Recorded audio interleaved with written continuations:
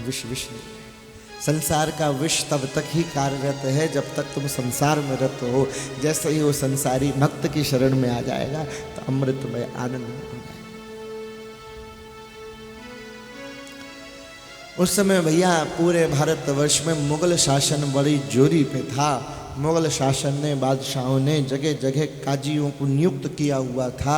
धर्म के अपने ठेकेदार बिठा रखे थे, जिन्होंने ऐसा संविधान बनाया हुआ था, ऐसी उनको हुक्म मिला हुआ था कि तुम धर्म परिवर्तन कराओ, कैसे भी कराओ, जोर से, लालच से, प्रताड़ना से, डरा के, धमका के, मार के, पीट के, अगर प्राण लेने भी पड़ जाएं तो ले लो, धर्म का प्रचार करो। मुगल प्रचार होना चाहिए, यवन प्रचार होना चाहिए, बाकी धर्मों को नष्ट कर दिया जाए, मंदिरों को तोड़ दिया जाए, धर्म परिवर्तन की प्रचुर मात्रा में उसका प्रचार हो।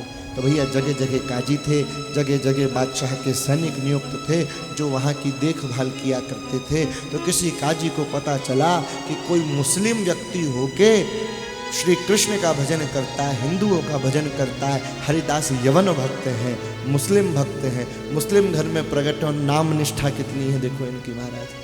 तो बड़ा और बौखला गया कि ये तो काफिरों का भजन करता है, इसे तो दंड मिलना चाहिए। तो हरिदास जी को बंधित करके, बंधन में डाल के सैनिकों ने पकड़ के प्रस्तुत किया गया।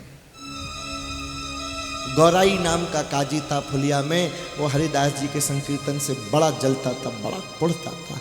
उस गौराई नाम के काजी ने इन्हें पकड़ के दंड देने के लिए इनको लेके आए गए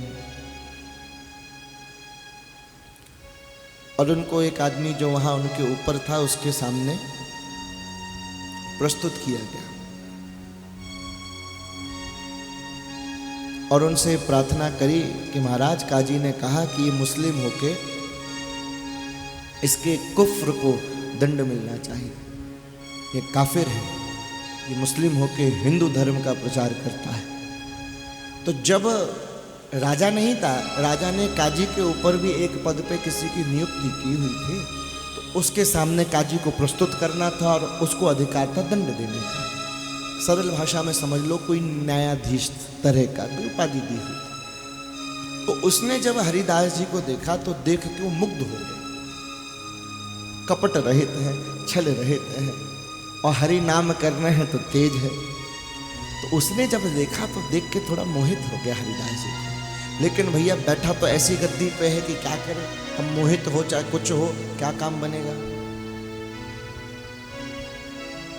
आजकल मोहित जो है होना संसार के प्रति अधिक है, सत्संग के प्रति मोहित हो जाए तो बड़ी बात बन जाए। अब वो जो मोहित हो रहा था ठाकुर के हरिदास जी के रूप पे हो गया, उसके मन में थोड़ी करुणा का भाव उदय हो गया। तो उसने हरिदास से कहा कि भैया देखो, तुम मुस्लिम हो, मुस्लिम घर में तुम्हारा जन्म हुआ है, कि तुम काफिरों के से क्या क्यों काम करते हो? अभी भी कुछ नहीं हुआ। अगर तुम अभी भी तौबा कर लो और तौबा करके क्षमा मांग के फिर से तुम इस्लाम की शरण में आ जाओ तो हम तुम्हारे दंड को क्षमा कर देंगे। तुम जो कर रहे हो इससे तुम्हें नरक में जाना पड़ेगा, दो जग में जाना पड़ेगा, तुम्हें जन्नत नहीं मिलेगी। तो हरिदास जी ने उत्तर दिया कि बोले प्रभु, आप जो भी कह रहे हैं अपने धर्म के विश्वास से कह रहे हैं, लेकिन जो विश्वास, जो निष्ठा किसी लोभ में या किसी भय में परिवर्तित हो जाए वो निष्ठा निष्ठा नहीं है। वो कैसी निष्ठा? किसी ने लोभ दिया और निष्ठा परिवर्तित हो गई, किसी ने जरा सा धमकाया और निष्ठा परिवर्तित हो गई। अगर मेरी निष्ठा आपके प्राण दंड के भय से परिवर्तित हो जाए तो मेरी निष्ठा किस बात की निष्ठा है? मेरी हरि नाम में स्वाभाविक निष्ठा है। मेरे प्राण भले ही चले जाएं पर मैं अपने नाम को बंद नहीं कर सकता। चले जाए प्राण तो चले जाए। बहुत समझाया, नहीं माना। तो काजी को और क्रोध आ गया कि ऐसी बात करता है।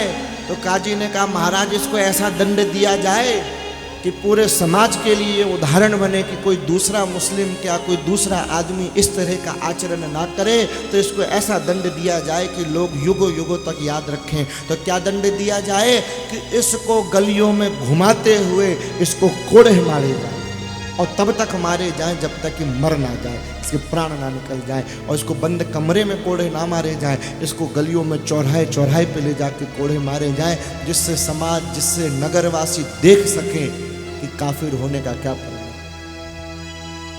सोचो महाराज, ये दंड दिया गया।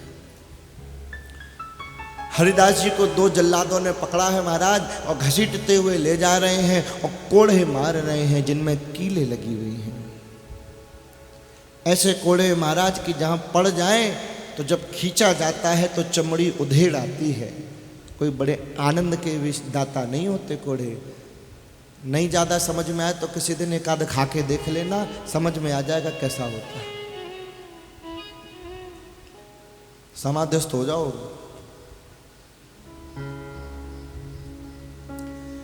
वो जल्लाद हरिदास जी को पीड़ा देने के लिए, कष्ट देने के लिए उन्हें हुक्म दिया गया है, इसे मारो, प्रेम से नहीं मारो, कस के मारो। तो जोरदार एक हंटर मारता है और मुंह से पूछता और हरि बोल बोलेगा, और एक हंटर देता है और हरिदास जी बोलते हैं हरि बोल। और फिर एक हंटर मारता और फिर पूछता है हरि बोल बोलेगा, और फिर बोलते हैं हरि बोल। वो मारता जाता है, ये बोलते जाते वो मारता जाता है। महाराज मारने वाला आखिरी में थक गया, बोलने वाला नहीं।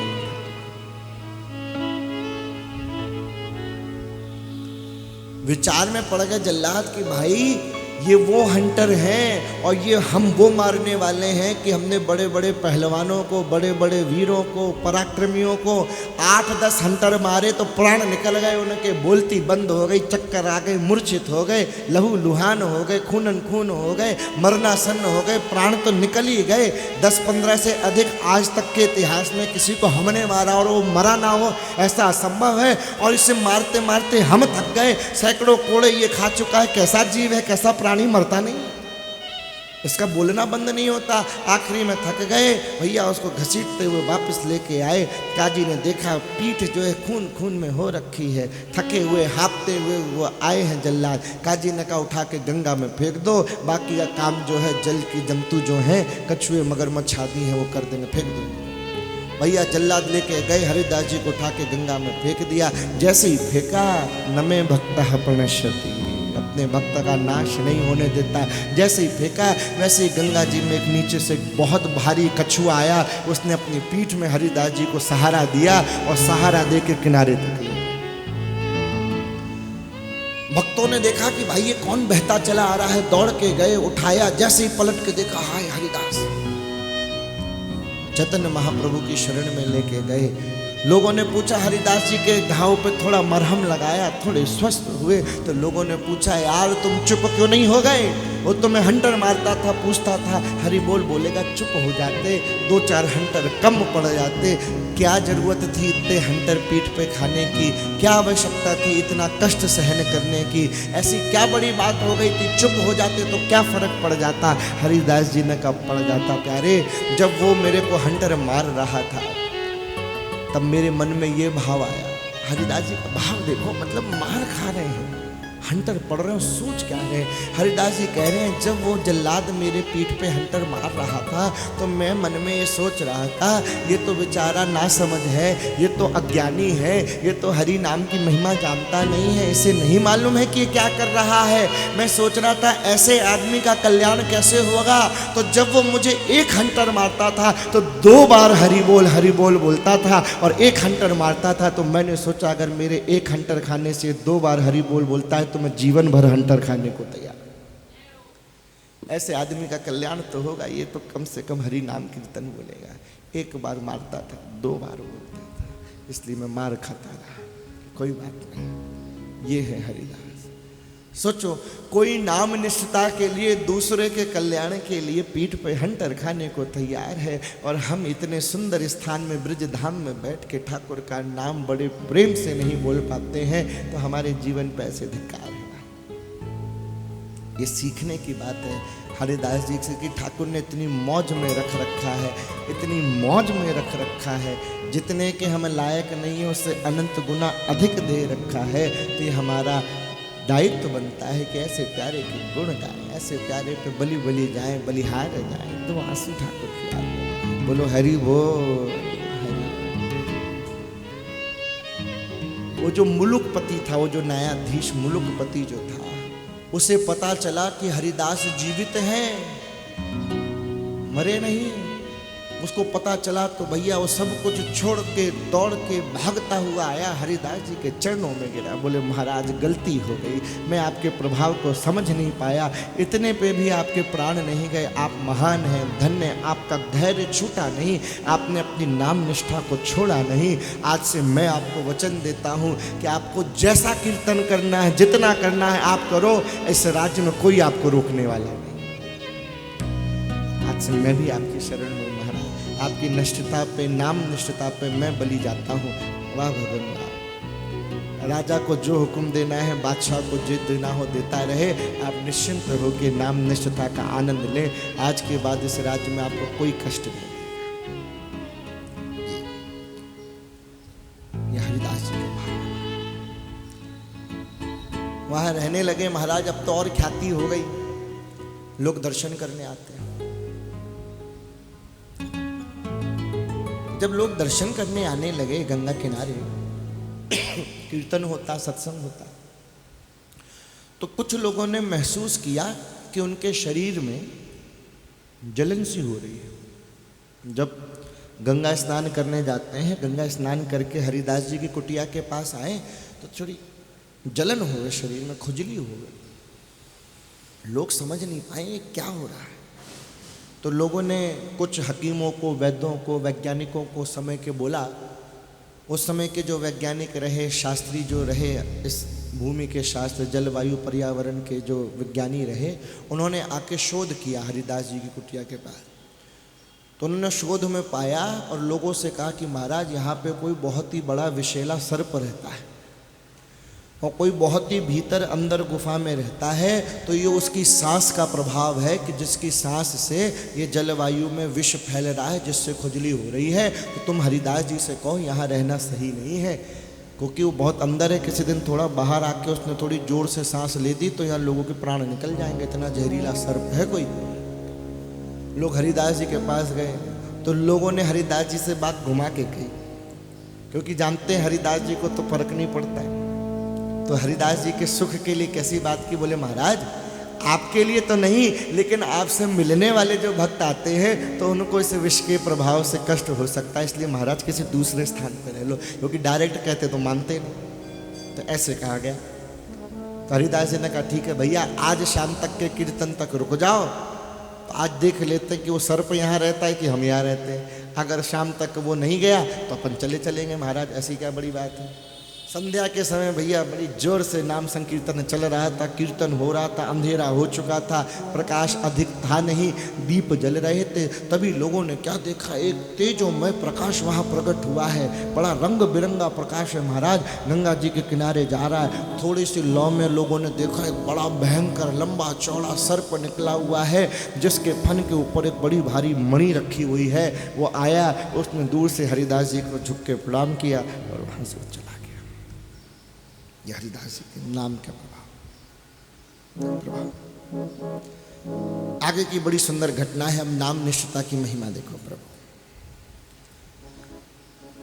हरिदास जी जो हैं, बताया शांतिपुर में अद्वैताचार्य जी के बड़े प्रेमी थे, उन्हें पिता तुल्य मानते थे। इनके माता पिता तो थे नहीं, अद्वैताचार्य जी के पास रहते थे।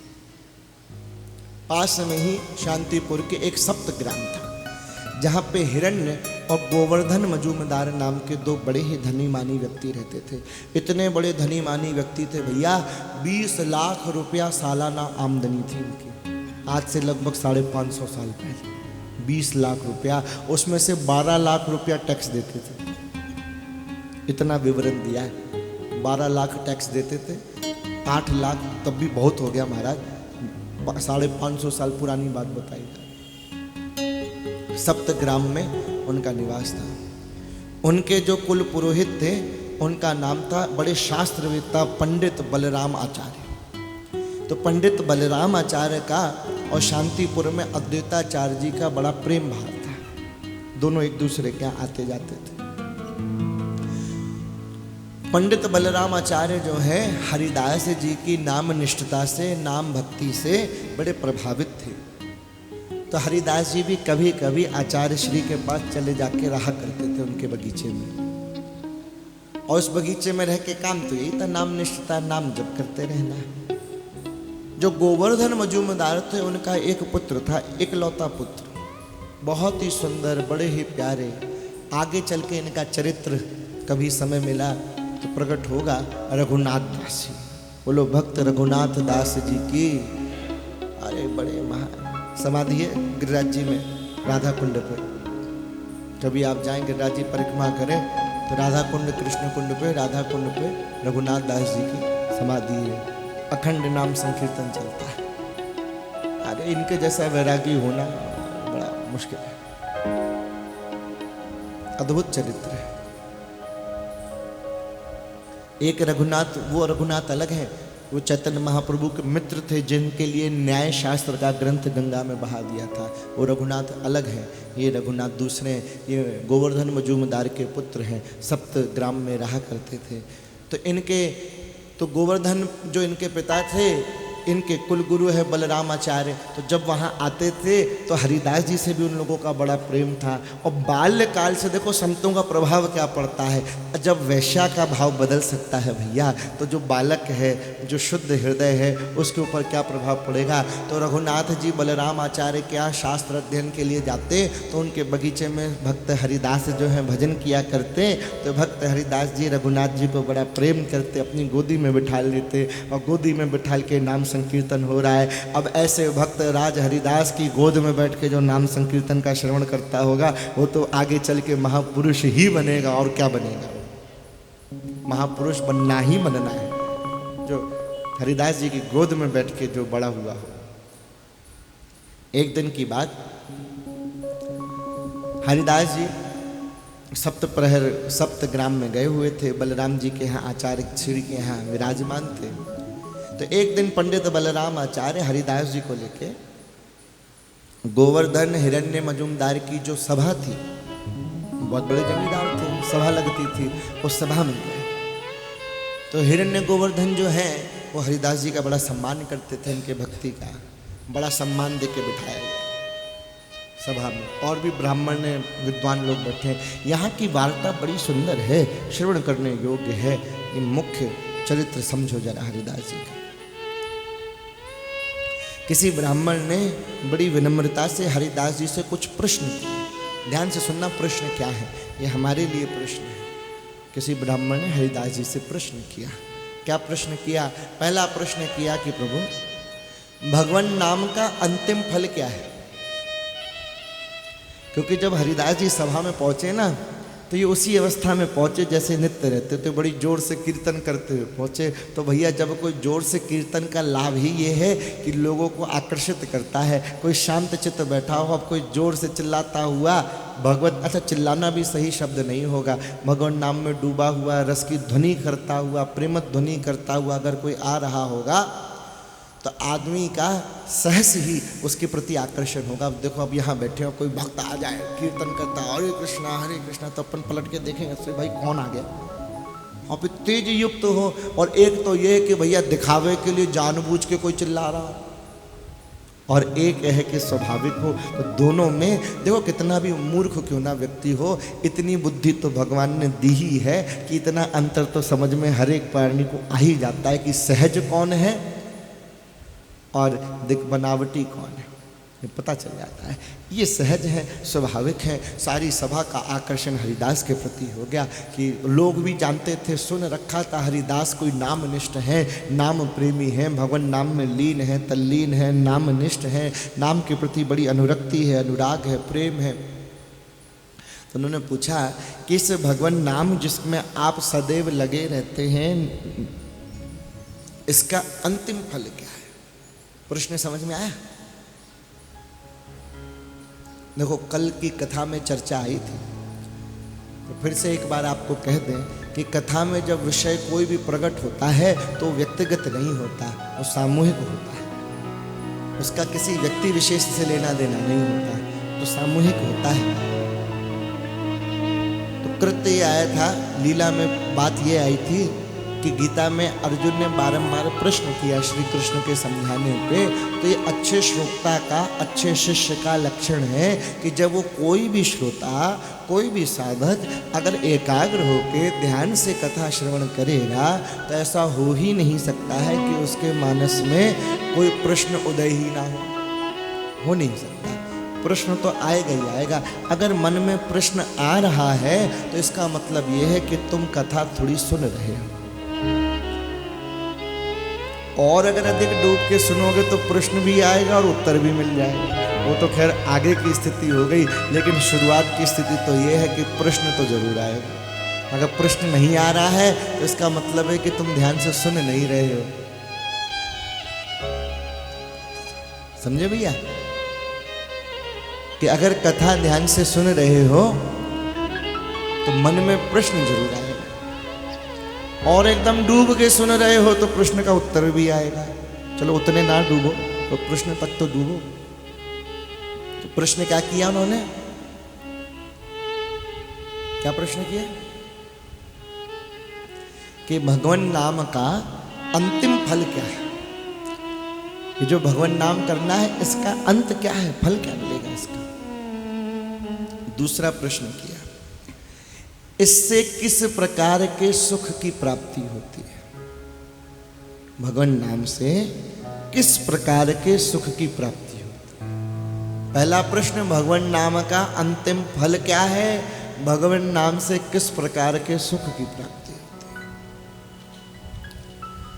तीसरा प्रश्न किया, हरि नाम स्मरण से सुख दुख का अत्यंता भाव हो सकता है क्या?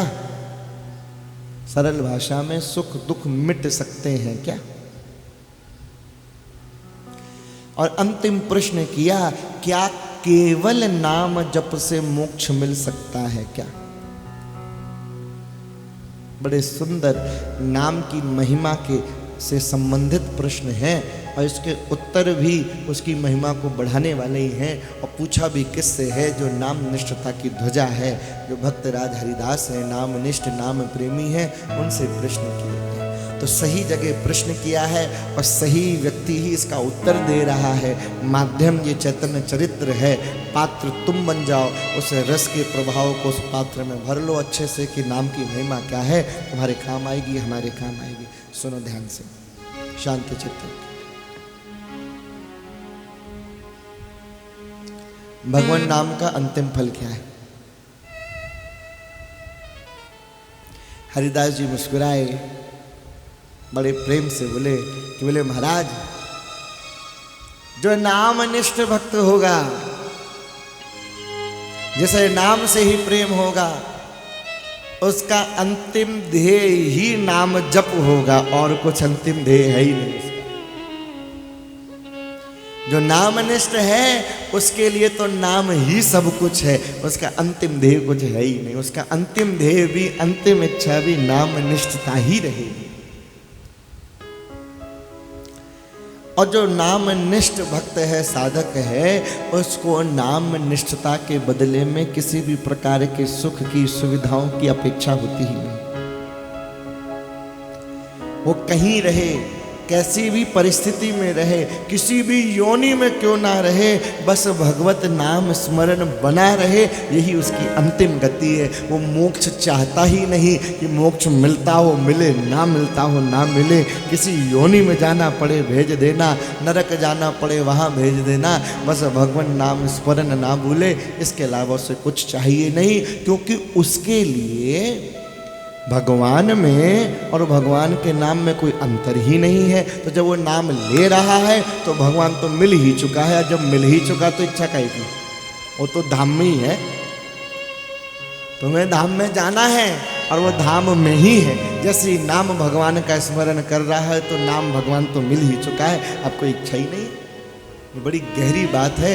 जब बारीकी से थोड़ा इस पर चिंतन करोगे तो ये बात समझ में आएगी कि भगवान नाम में और नामी में कोई अंतर है ही नहीं। पहले भी आया, जो अंतर समझता है वो नामापराध करता है। तो इस नामापराध से बचो, और जब नाम जप करो तो ये सोच के मत जपो कि मैं ठाकुर का नाम ले रहा हूँ, ना ये सोच के जपो मैं ठाकुर को ही ले रहा हूँ।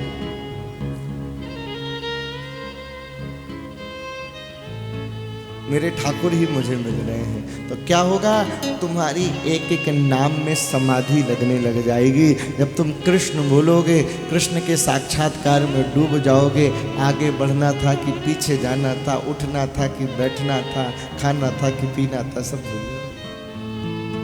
नाम निष्ठा है। बोले महाराज, नाम निष्ठ प्रेमी कुछ इच्छा रखता ही नहीं है। उसकी तो सारी इच्छा तभी पूरी हो जाती है जब भगवान नाम उच्चारण करता है। वो कुछ चाहता ही नहीं है। इससे ना उसको सुख या दुख का ना अत्यंता भाव, वो चाहता ही नहीं है कि अंत हो चाहे नहीं हो। वो होश में ही नहीं है, वो तो आनंद में सराबोर है, वो तप्रोत है। तो हमें भी ऐसे ही प्यारे श्री कृष्ण के नाम में ओतप्रोत होना है। अपने जीवन को हरि नाम में डुबो लेना है। ये हरिदास जी का चरित्र है। बोलो भक्त यवन भक्त हरिदास की जय।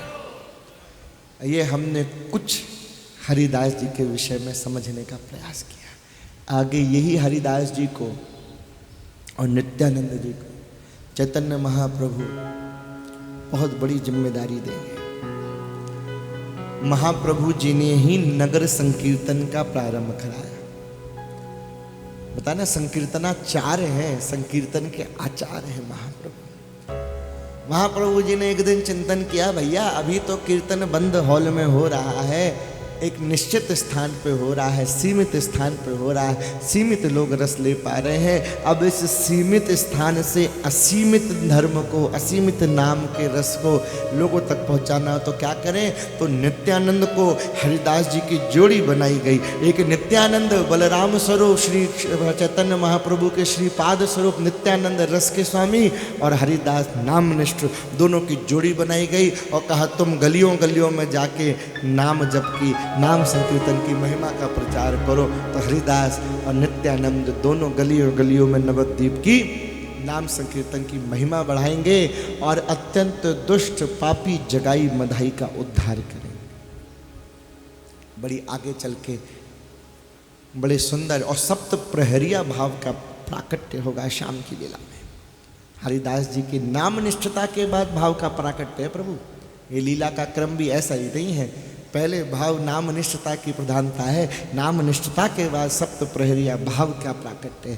पहले नहीं है, पहले नाम निष्ठता होगी। जब नाम में अनुरक्त होगे तो भाव का प्रकट होगा। और शाम की कथा में सप्त प्रहरिया भाव के माध्यम से महाप्रभु जी ने इन सभी भक्तों को दर्शन जो दिए हैं महाराज, बड़ी बड़ी रहस्यमयी कथाएं हैं, हमारे लिए तो बहुत ही आवश्यक है। उन भक्तों के दोष बताएं। कैसे कैसे दोष है महाराज, कि जिन दोष से हम सब युक्त हैं और हमें मालूम नहीं है, वो दोष छूट जाए तो बात बन जाए। वो दोष बताएंगे। और भक्तों ने महाप्रभु जी से मांगा क्या है, मांगना सिखाएंगे। सत्संग सब कुछ सिखा देता है, निष्काम होना भी सिखाता है, और निष्काम में मांगना क्या है वो भी सिखाता है। तो क्या ठाकुर से मांगना क्या है, किस किस भक्त ने क्या क्या मांगा, ठाकुर ने कैसे कैसे किसको दर्शन दिए, जो जिस भाव का भक्त था उसी भाव में दर्शन दी।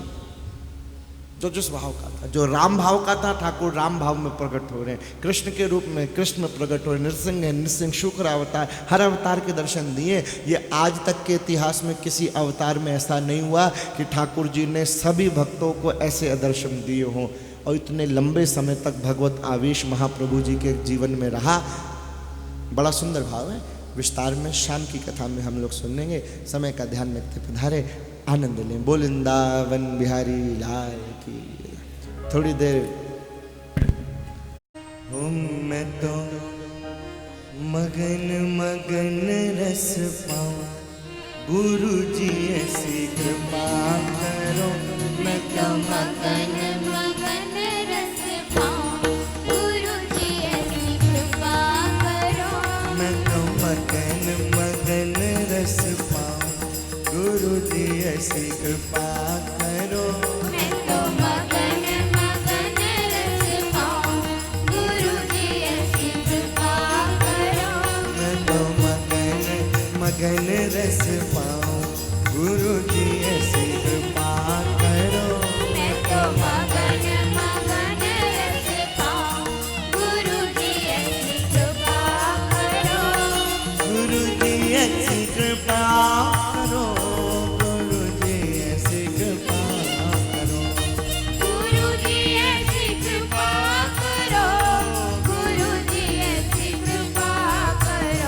ओ गुरु जी ऐसी कृपा करो